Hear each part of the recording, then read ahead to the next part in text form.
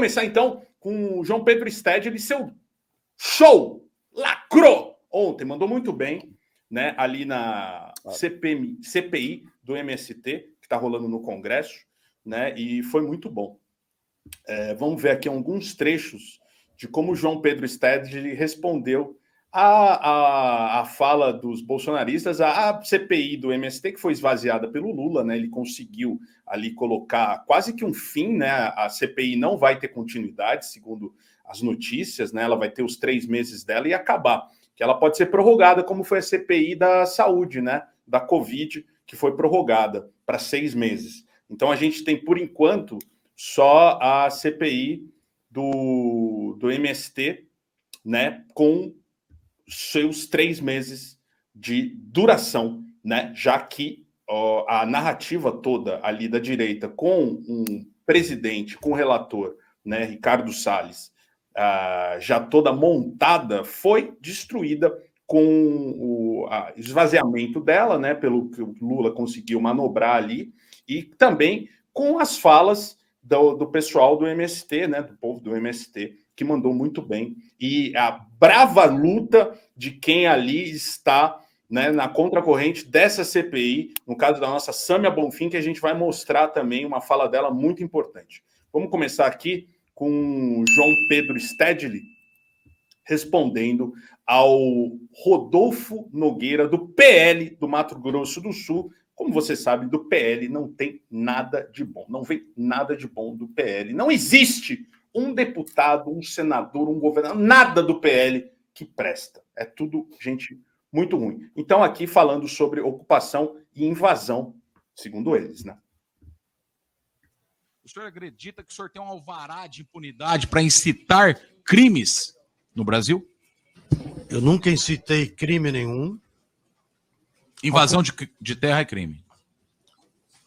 Invasão de terra é crime, como fazem os fazendeiros do Mato Grosso do Sul invadindo terra indígena. O que o MST faz é ocupação de terra, uma forma de pressionar a que se aplique a Constituição.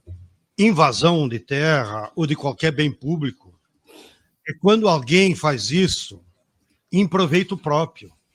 E aí se caracteriza como esbulho possessório. E é criminalizado pelo Código Penal sobre essa ação. Agora, o que o nosso movimento faz, reconhecido pela jurisprudência, não é invasão, é ocupação. E a ocupação aqui não é esbulho possessório.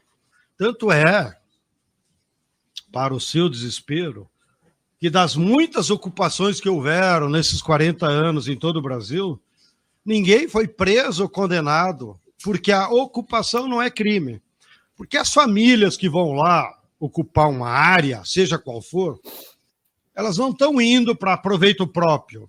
Elas vão lá para protestar, para chamar a atenção do governo, para que o governo aplique a lei e faça uma desapropriação, quando a terra é improdutiva. E o sujeito, quando é desapropriado, ele recebe em dinheiro ou em títulos da via pública. Então, repito, se vocês querem acabar com a ocupação, desapropriem as grandes propriedades improdutivas, que tem terra para todo mundo. Essa é uma das falas do João Pedro Stedley. A gente vai ver algumas outras, aí o Calejão vai mandar bala aqui, falando, né, sobre tudo isso que está acontecendo. Ele realmente mandou muito bem ontem, né, falando a verdade, né, falando apenas a verdade. Aqui o Ricardo Salles sendo respondido, a gente gosta de ver o Ricardo Salles sendo humilhado, que montou essa CPI do MST para tentar o governo aqui, a prefeitura aqui de São Paulo, né, na próxima eleição, mas foi escanteado pelo Bolsonaro, que prefere o Ricardo Nunes, que é atual prefeito de São Paulo pelo PSDB, que ninguém sabe, ninguém vê, ninguém conhece, né, que trabalha para as empreiteiras e trabalha para os grandes conglomerados imobiliários, né. O Ricardo Salles perdeu a chance aqui de ser apoiado pelo Bolsonaro e de ter a sua candidatura. Aqui o João Pedro Stedley falando com o Ricardo Salles, uma pergunta, Ricardo Salles, se existe MST na China. E uma resposta é muito boa. Deixa eu aumentar aqui o volume, que ele não está querendo nos ajudar hoje. Vamos lá. Um momento que houve também uma reunião. Desculpe, só uma questão pontual. existe algum movimento na China análogo ao que é o MST aqui no Brasil? Não, porque em 1949 eles fizeram reforma agrária.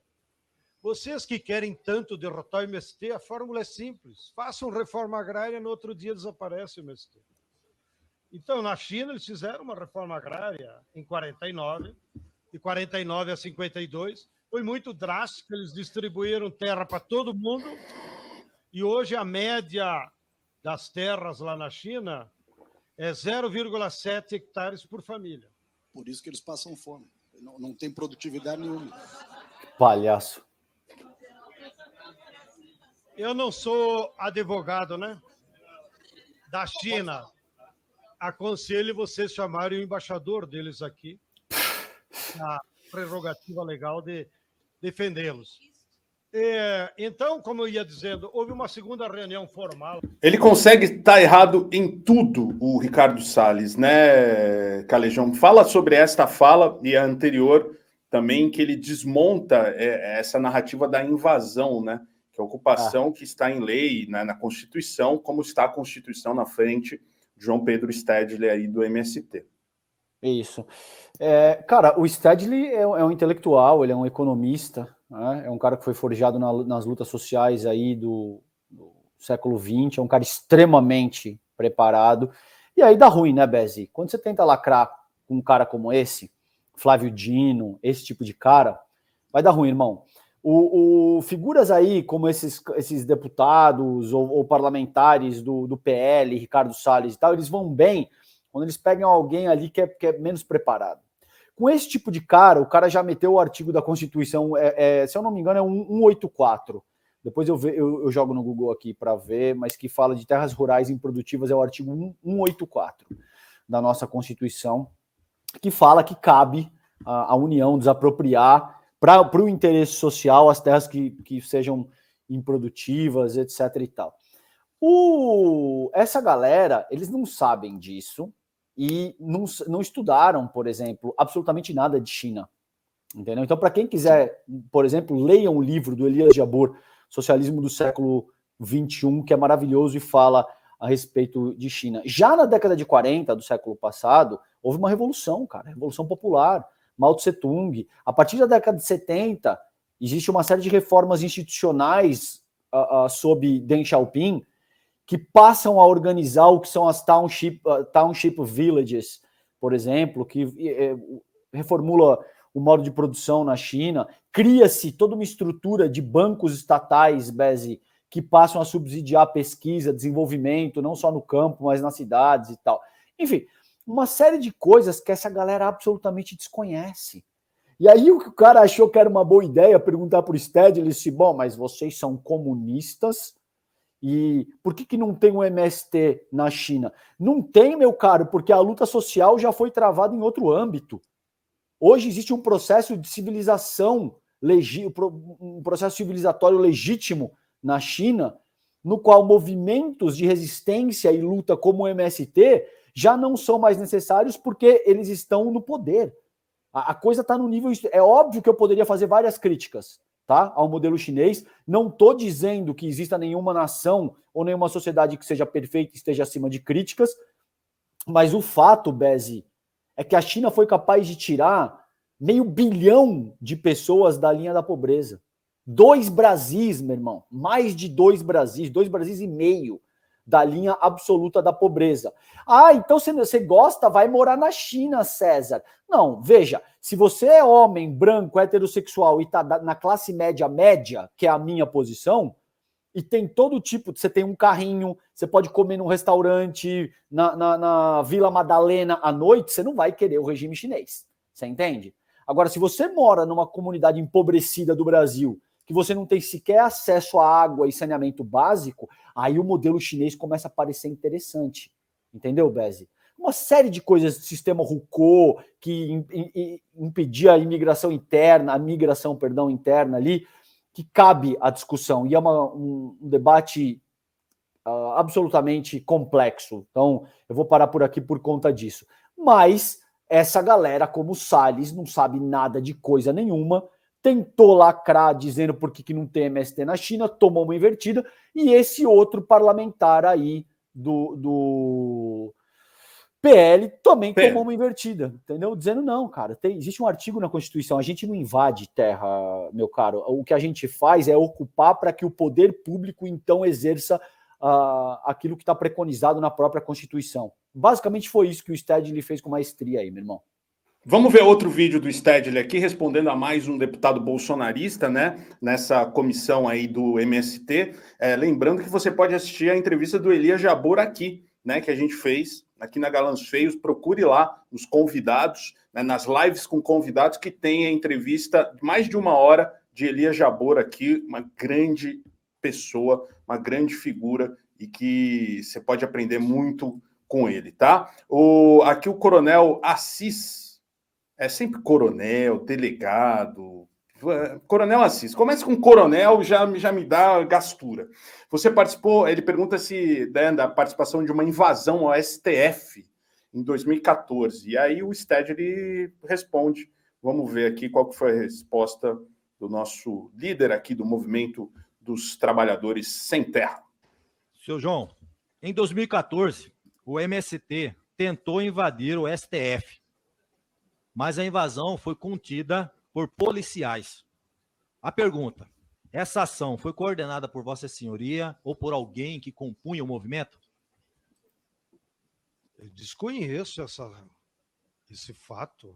Não me ocorre que alguém do MST tem...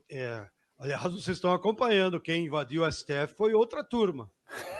O que o MST contribuiu, com orgulho, durante os anos que o Lula estava preso, nós participávamos com outros movimentos populares aqui em Brasília de uma vigília na frente do STF. Ficava do lado de cada cerca, toda quarta-feira, das 18 às 20 horas, nós fazíamos celebrações, eu mesmo participei de diversas. Fizemos uma greve de fome naquele agosto de 2018, que era reivindicando o direito do presidente Lula a ser candidato. Infelizmente, perdemos. Então, as manifestações que nós participamos faz parte da luta democrática. Tem que explicar, tem que desenhar para esses caras, né? Porque eles são completamente despreparados, né? Eles têm aquelas tags e tem aquela forma de falar, né? Que são as mesmas coisas de sempre, né? O mesmo papo de sempre reducionista, não é nada complexo, é super simplório, né? É um maniqueísmo assim do bem contra o mal, né? É uma coisa assim que a gente já está acostumado a escutar, né?